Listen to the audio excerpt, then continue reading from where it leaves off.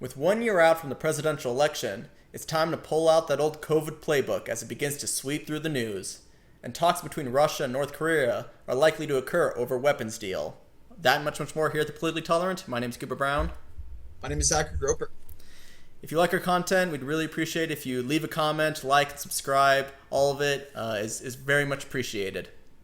So in that first article, we see an issue involving in the White House. So Joe Biden tests positive for COVID with mild symptoms, White House says.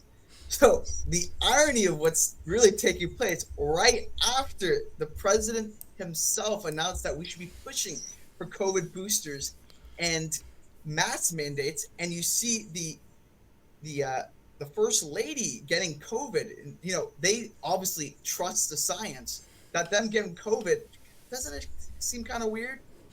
Well, I think that, again, this is something that we talked about last week where we kind of got the hint that they were going to start bringing back this COVID narrative, possibly because the next year is the presidential election, and then you got to drum up whatever you can to hopefully give Joe Biden a little bit more of the advantage.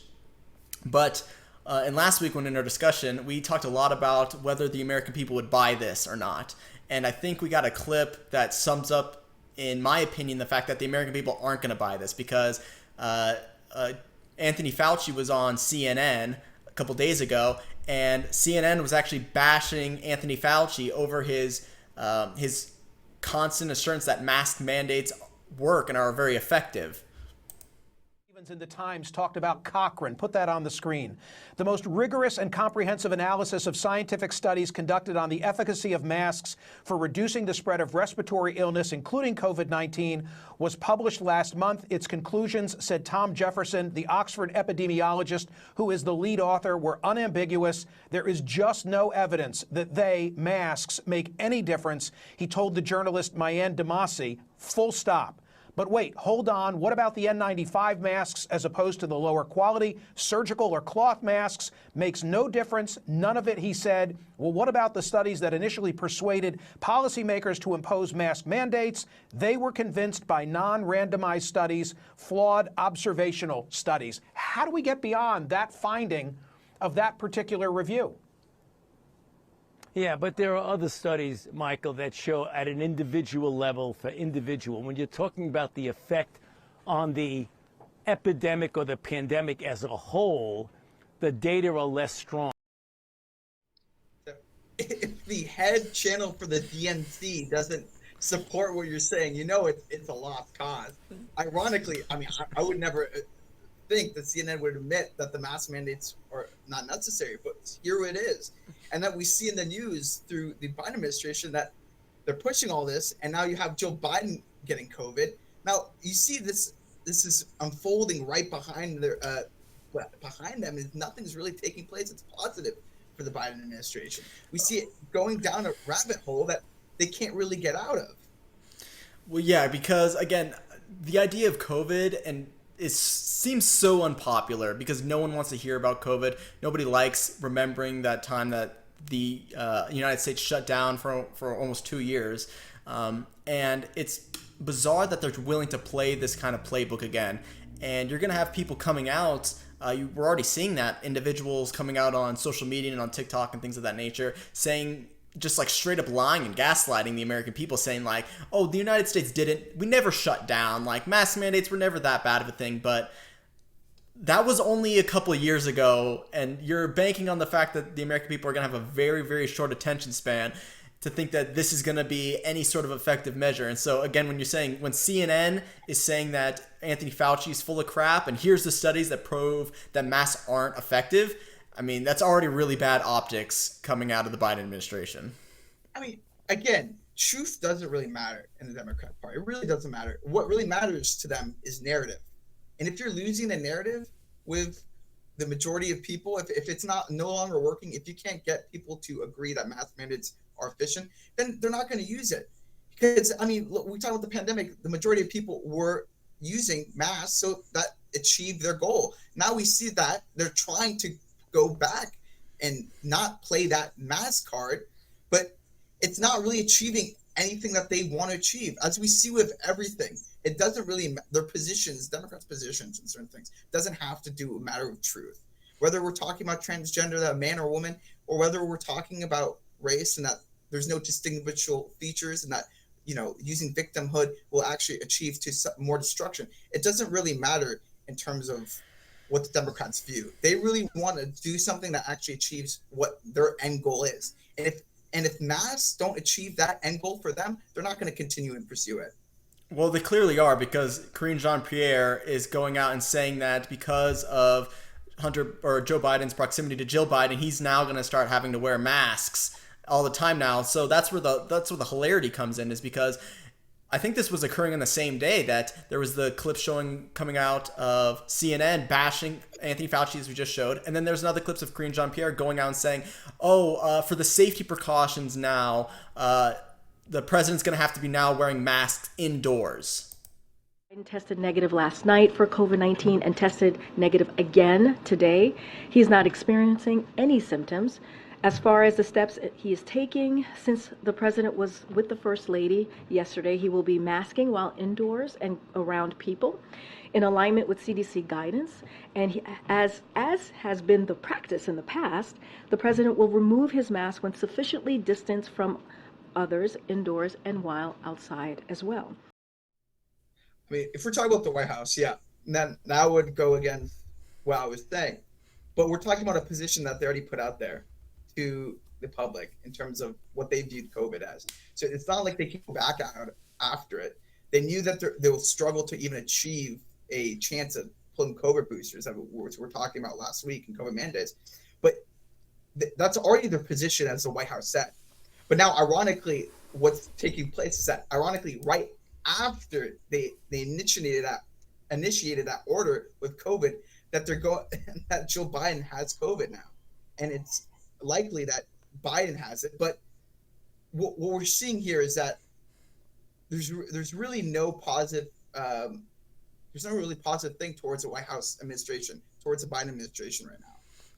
Well, of course, the whole point of pushing the COVID narrative is the fact that they can then drum up more of the same fear that caused all the voting regulations and the voting laws of various states to be changed immediately after the lockdowns were initiated. And I'm not saying lockdowns are coming back, but you can very easily push people back into their homes and kind of extending the idea of mail-in ballots again and changing the voter laws that occurred in things like Pennsylvania, which were done unconstitutionally, which kind of created the conspiracy theories of the fact that the election was stolen from Donald Trump. Now, again, there's various questions that should have been answered into regards to the 2020 election, and they never were, and that's why so many American people are still upset and still have questions about that, because none of the questions that they asked were never answered. And so they're trying to play the same type of game again, because it's likely to be Joe Biden and Donald Trump in 2024 again, and they got to pull out all the stops, because as of right now, they're pulling very much even, which, frankly, for all the terrible things Joe Biden has been doing as a president, it's not looking very great for Donald Trump because they're pulling evenly, but it's still within spitting distance of each other. And so it's the coin toss is really up in the air on who's going to be the president. Well, again, I think that's just one point we're talking about, the election. Now, that could be a considerable point. I mean, we mentioned this before, but what does Biden have to achieve? Because it's not only the Biden administration. I mean, let's be frankly, Biden represents the DNC, and the DNC party, why would they want to push COVID mandates? Now, we're talking about why they wouldn't push them. But why in this scenario would Biden want to keep hold of the American people in terms of another lockdown, in terms of another booster shot, or in terms of another mask mandate? It's a form of control that he can have, and what the Democrat can continue to have. Now, that could affect election laws, which you talked about, but it also could control the movements of Americans, because what really government is essentially, what if you have more government, is to have control over power of the people. And that's what we see taking place. As we saw with COVID, as we see the mediocre attempt last week to actually have control over the American people more. That's what we saw last week, even though it's not going to actually take place. Well, I mean, you're saying that, but then now we have more and more instances where schools are coming out and enforcing mask mandates. And there were several universities. Lionsgate was one of them that we talked about last week. Okay. now even more schools and more industries are now pushing for mask mandates and having COVID vaccines on the cards that are required for your vaccination list. So we already see institutions pushing this further and further and further along, and it'll be up to the American people whether they want to stop this before it even, the ball even starts rolling, because once they take a little step, they realize it's clear and that there wasn't that much backlash. Then they take another step, and that was, COVID, or Korean Jean-Pierre saying that masks are going to be required in some instances, and then it takes another step forward, and another step forward, another step forward, another step forward, until eventually we are back in the boiling pot as a frog, and then COVID has now swept over the entire lives of the American people, which it'll be their prerogative to stop. And when we start seeing schools and start seeing institutions and start seeing businesses start enforcing mask mandates and vaccine requirements again, we have to be the ones to step up there and say, no, we're going to boycott these industries. We're going to take to the streets and protest these effects, because if we don't do it, they're just going to keep pushing this further and further and further along, and then COVID is going to dominate the entire news media again and again and again, even though by all available metrics, COVID is not even close to as deadly as it was even when we originally thought it was, back when the original COVID variants were starting. It's more infectious, but the amount of deaths occurring is far greater. It's much more like a common cold than ever before, which you can make arguments even about Omicron and things of that nature, but they're going to push this idea to, what you said, gain more power and gain more authority in the federal government, because that's what you use good crises for, is just to centralize more authority, or they're going to use it to do the same thing in regard to the election in 2024. Yeah.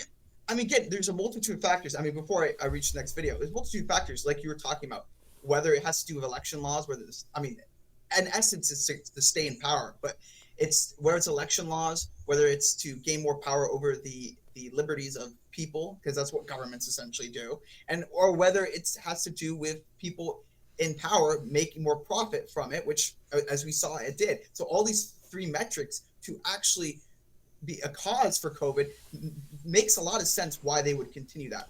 But I think we should look forward into this next clip, which is kind of ironic that we're talking about it, because in this next clip with Joe Biden, in a press conference, he's talking to people, and he's talking about how, despite the fact that his wife had COVID, he's actually telling people not to tell anybody that he does not want to wear a mask.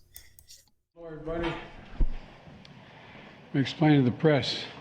I've been tested again today. I'm clear across the board, but they keep telling me because this has to be 10 days or something, I got to keep wearing it, but don't tell them I didn't have it on when I walked in.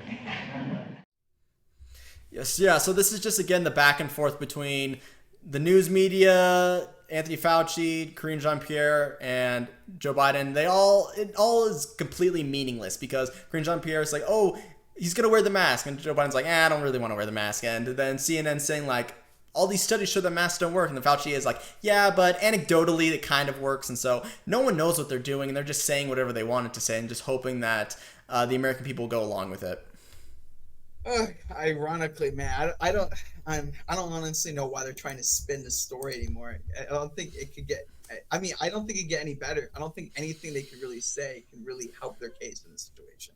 Whether it has to do with the fact that his wife got COVID, and they're talking about how they're trying to push boosters, or we're talking about the fact that he doesn't want to wear a COVID mask when he wants to institute a mask mandate. It just makes no sense, and obviously none of it makes any sense what the policies are putting through. But in particular, this policy really doesn't make any sense at all. I mean, I have to agree that the optics of it are bad, but there clearly are a number of reasons why they're going to do it, because of all the things that we just talked about before, about gaining centralized authority and influencing an election, because part of that was the reason why Joe Biden won in 2020. That's why they had major turnouts in that year, is because they forced everybody home, everyone voted by mail, and then that turnout affected very positively for Joe Biden. He's going to be relying on that to hopefully, or he's hoping that occurs if he's going to win in 2024, which we'll see. But With that, I know we want to change the story a little bit because I know you wanted to talk about this particular story here, which is that Kim Jong-un is visiting Russia, or flying to Russia to visit Putin about possible talks on a weapons deal. And so this is likely to occur in the next following days. There's been some discussions about them meeting, which, is likely going to occur. Is anything going to come of this? I don't know, but I know that there's been some fear mongering, I think, coming from partly from the right and individuals thinking that this is going to lead to some sort of escalation. What do you think? Yeah. So again, this is not my initial point of view, but I think this is a interesting assessment.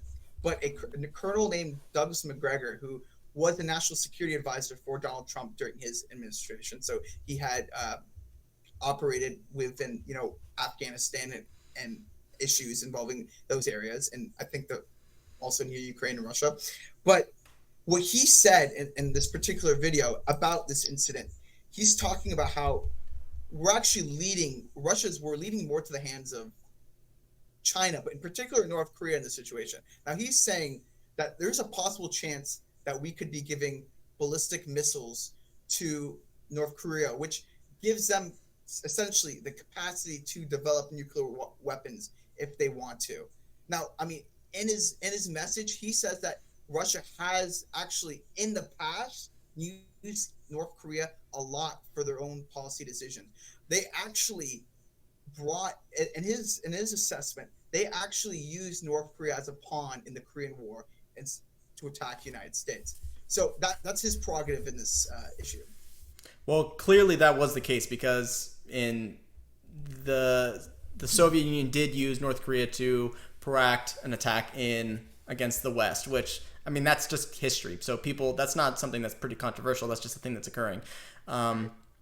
But in terms of if the fact that you give ballistic missiles to North Korea, does that mean that they automatically have the capability of creating nuclear weapons? No. It technically gives them a delivery system to, launch nuclear weapons. That doesn't mean that they're going to get nuclear weapons. And I think it'd be a really, really dumb decision if Ukraine was ever going to attempt this, or if Russia was going to attempt this, because the optics on that from the West is going to be really, really bad. And the last thing that I think Russia wants to do is to re-escalate this war anymore, because they know that if the more and more the West gets involved in their conflict, in any of them, whether it's the relationship with Russia or the attacks that are occurring in Ukraine, it's going to only end up worse and worse and worse for them. So I see this. There's going to be a conversation. Sure, they come to the table. I highly, highly doubt that Russia actually bites down and gives actual weapons to North Korea. Right. And I think, okay, and this is my understanding, okay, let's see the talks as more of a symbolic representation for Russia and a North Korea alliance.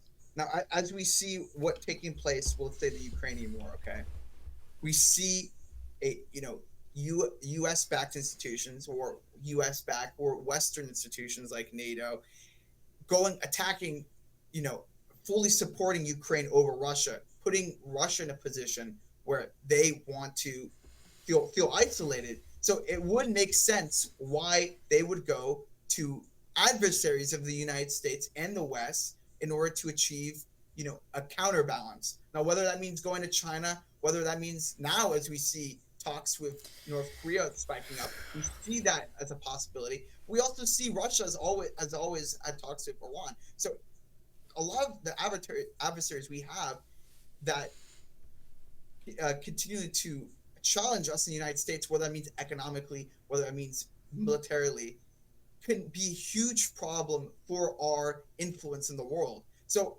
I think if we continue to see that, it could be a huge problem in our sphere of influence in the world. You're assuming that there's going to be any sort of escalation at this point you're assuming that Russia's okay with escalation and that they don't mind the optics of giving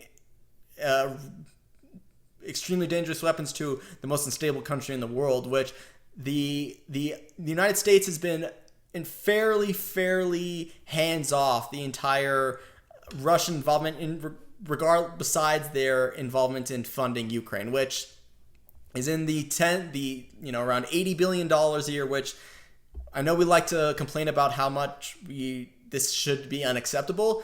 In reality, to the amount of money that is you can put towards a war, it's very, very minimal. So it's actually very minimal to the amount of costs and the things that America is putting into it for what they're actually getting out of the war in Ukraine. Does it need to extend any longer than it already has? No, I think America's interest has already been achieved. But besides that, they've been very hands-off, and they basically allowed Russia to do whatever he wants and allowed their alliance with Ukraine to foster or their alliance with China to foster. And so there has been no push into Russia into a corner. They've been allowed to do whatever they want. So the fact that now Russia's going to start getting the optics that they're escalating by supposedly, giving weapons to North Korea. It's a really, really dumb idea, and I highly, highly doubt Putin is that idiotic to think that he would get away with that without more repercussions, particularly in the future if there's another president in the next year. I mean, yeah, if another president takes place, I think it will change. But again, I have to disagree, Cooper, because I think it is a big deal in terms of we giving this amount of financial aid and our relentless support of Ukraine, at least policy-wise. Oh, do you just you're not listening to what I was saying then, because we've been always agreeing on it. I want to say something, okay? Because it's not a Republican MSNBC, so let's have a conversation, okay? But I want to say this because I think it's important to notice that we had talked to Russia before over these situations, and that the fact that we couldn't de-escalate the situation in Ukraine without, previously kind of demonstrates why are we pushing Russia towards China, which is obviously negatively influencing us. So we have to be in a situation where, yes, you can support our allies in these situations, but again, you have to be in a situation where it's positive towards U.S. policy, and Russia going to China is not positive towards U.S. policy. But the thing is, you're assuming again that America, besides the involvement in Ukraine, which is an entirely separate issue, that in and of itself is pushing Russia to China. They've always been allies, all right? China and Russia have always been fairly comfortable with each other, and they're also trash economies, and they're also they also have zero influence in their capability of providing stable economies and stable strength. China is an absolutely failed economy, and it's propped up by its fake GDP, building fake cities. And then Russia, at the same time, we have proven that the slightest military advantage that the massive military advantage that the United States have in technical arms allowed a tiny country, a tiny ragtag group of Ukrainians to completely cripple the Russian military by almost 50%. That was the achievement that the American people got in turn for the tens of billions of dollars, which in my eyes, totally worth it, because not a single American was lost, and we crippled an extremely dangerous countries in terms of military strength. Now, does that mean this needs to prolong anymore? No, the American interest is over. And so now you can start coming to negotiating tables with here. And that's what we're supposed to be doing here. And so to think that, and that's what you might not say that Russia wants that, because Russia doesn't like the optics, because of a prolonged war is only looking worse and worse and worse for Putin. So he doesn't want a prolonged conflict forever. And Ukraine's not going to want a prolonged conflict anymore, because that occurs more and more of their people dying. So no one wants more escalation. The only thing that needs to occur is that a middle ground needs to be established by the United States that says, okay, you're done fighting, we're coming to the negotiating table. But obviously they're not doing that, and so that's why the war has continued on for so long, for as long as it has. But that doesn't mean further escalation is inevitable. I mean, okay, again, actually, I think you're making an interesting point. I think we should talk about this point. You said China has a crippling economy, which is very valid. So that Russia-China alliance might not be as strong as people think, actually, because of the crippling GDP in China, they might not want to have an alliance over war in the future. So that could be one aspect of it. That's what I think was very interesting in this particular interview I was watching with this Colonel Douglas McGregor, was the fact that he was saying that because of the unreliance and the trustworthiness of China for Russia, that they're going to depend a lot of North Korea. So that's why we're talking about the symbolic peace negotiation with North Korea. That's the reason why they would have North Korea more as an alliance. as a de facto, state towards Russia in terms of And whether weaponry or future alliances. And you're going to rely on North Korea for what? North Korea is a dumpster of a state. Their people are starving. There's no power there. They have nothing there. What do you rely on North Korea for? Again, it's deterrence. I mean, what we're talking about, if they obviously don't have the capabilities as they claim North Korea to have in terms of defeating, Japan or South Korea. Obviously not. But if they have the capabilities, which obviously Russia has in terms of, I don't know how many thousands of nuclear arsenal, but if we're talking about what they can have, if they give it to North Korea, it can have a huge power shift, at least in that region, towards our allies in Japan and South Korea. The only deterrent that could possibly occur if you were going to give weapons to North Korea is if you're going to give them nuclear weapons, which no way in hell would Russia ever try and do that, because that would be so devastating for Russia as a people. Do you think the United States, do you think the West are going to take kindly to Russia giving North Korea nuclear weapons? No way are they going to do that. So besides that, there's no deterrence that they can get, because the amount of authority that a North Korea can impose on anything is basically nothing. The only thing that they've been a thorn in the backside is because they constantly threaten nuclear attack, which they haven't had any at the past. And if they were possibly, if the argument of a deterrence is actually going to occur, it'd have to be the fact that they got nuclear arms somehow. Right. And if that was going to be Russia giving to them, that is completely ridiculous and would be suicidal for Putin if he ever decided to do that. Right, but okay, well, let's talk about, it's easily accessible if he was to give it. He borders, in terms of the Russian border, is bordered right next to Korea, so he can't technically provide in any instances. What I'm saying, if we're talking about, he's not getting nuclear weapons now, and we actually talked about this before, because we're at a heavy debate about it.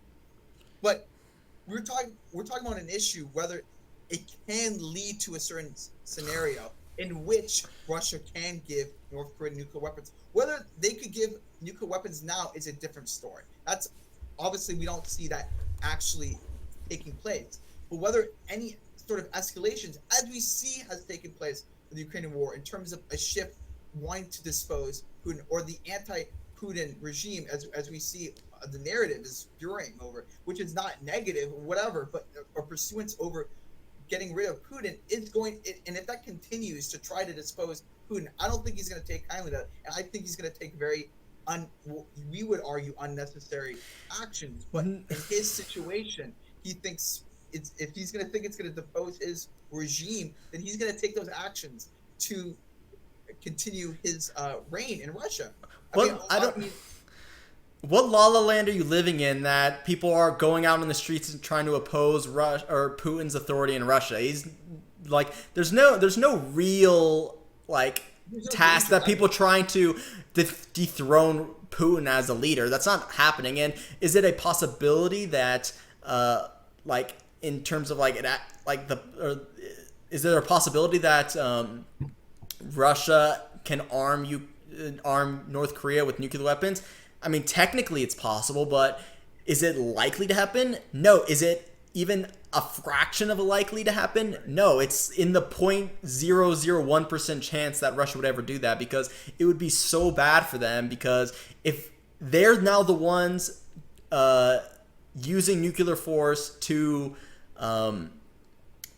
they're using nuclear to create more conflict, I guess you want to say, or escalating the conflict. No one wants to be the state that uses nuclear means in any regard to further escalate conflict, because, again, Russia doesn't want an escalation of conflict. They wouldn't want that, because more escalation means more Western involvement, and more Western involvement means a worser chance they're going to have, and a higher chance that there's going to be war, which, again, Russia does not want war. Nobody wants war. They wanted an easy takeover of Ukraine, and because it's prolonged itself as much as possible, or as much as it has, that's not good optics for Putin, so he wants to end it.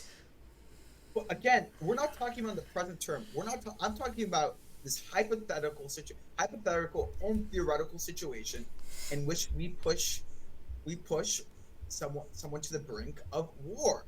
So that we're not saying that he's going to do it, but if he, as a state, as an actor in a state, he's going to want to defend his own sovereign territory.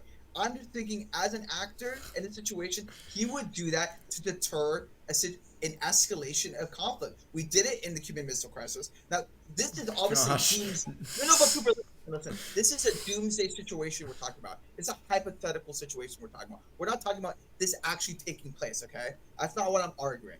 All right, I'm talking about hypothetical situation where we escalate, we move all our reserve troops, whatever, to the western borders in Ukraine or towards Russia, whatever. A situation that would lead to that sort of escalation would actually take place, and it would make sense as an actor to do that, as we saw in the Cuban Missile Crisis. Frankly, as it wasn't, obviously it couldn't be the same scenario, but we saw before with what could happen with the use of nuclear weapons in that kind of situation.